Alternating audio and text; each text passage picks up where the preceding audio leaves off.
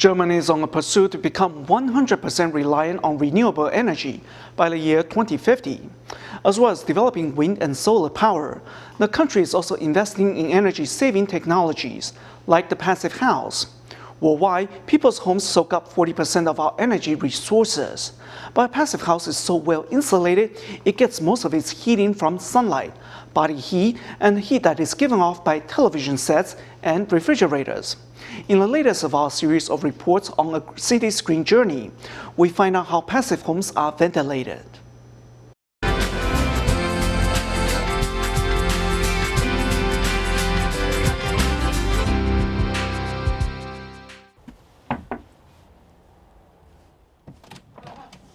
Hello, nice to meet you. Wow, it's so warm in your room. Sun is shining.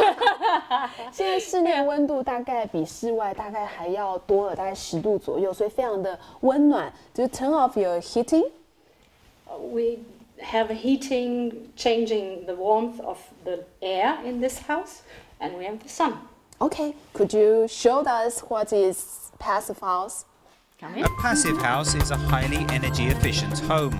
Sunlight that shines into the house, as well as body heat and the heat produced by various household appliances, is kept inside by specially insulated walls.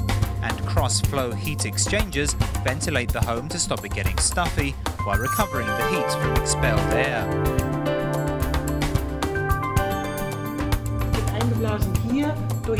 Heating the passive house takes just 15 kilowatts of power per square meter per year, making the home synonymous with energy conservation. We used to live in a normal gas-heated house, which was about 10 to 12 years ago. The monthly gas bill was 200 German marks, which today would be around 100 euros. That's much more expensive than now. In the passive house, we pay around 30 to 35 euros. Although passive homes cost 15% more than regular homes, because they can save power, more and more residents are willing to move into one.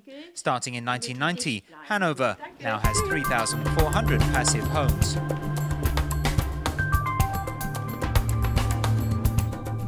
The goal of passive houses is to save 60% more carbon than regular houses.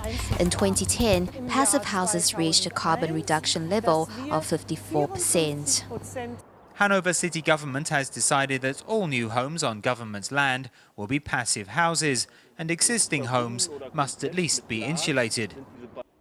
There's a thin layer of film on top, which in summer when the sun is hot, makes an air gap, which helps keep out the heat and creates a mini climate inside that doesn't get too hot.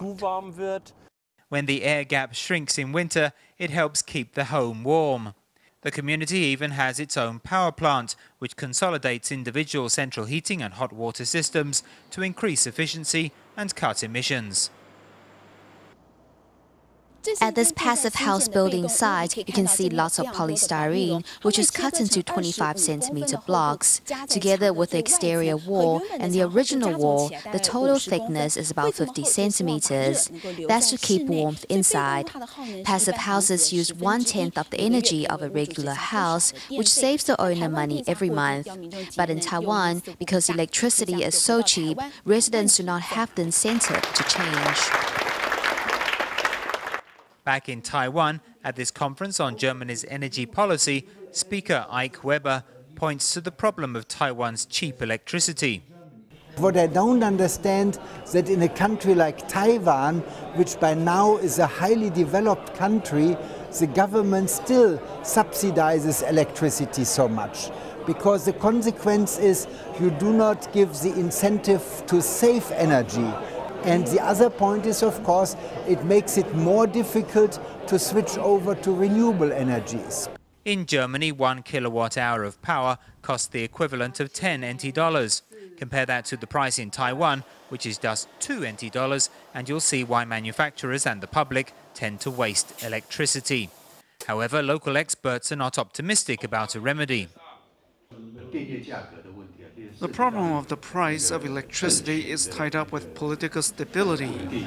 So the Energy Bureau is very clear that our energy price and electricity price is to be low, very low. 偏低而且极低。 Taiwan's representatives in Germany say the most important lesson the Taiwanese can learn from the Germans is not how to produce power, but how to save it. The glass in the windows is basically all double glazed. Why? To stop hot air escaping and to keep cold air inside. How many programs does Taiwan need to improve our electricity production efficiency? And second, the efficiency of our electricity use. For example, opening the window when the air conditioning is on, and the poor quality of our windows. Taiwan's annual per capita carbon footprint tops all other Asian countries, so the environment is paying the cost for cheap electricity. Yet Germany's passive houses show that it's possible to cut emissions by 54%. When society develops, we must look beyond economics and production and look at this issue from the perspective of the whole community. And I think it's time.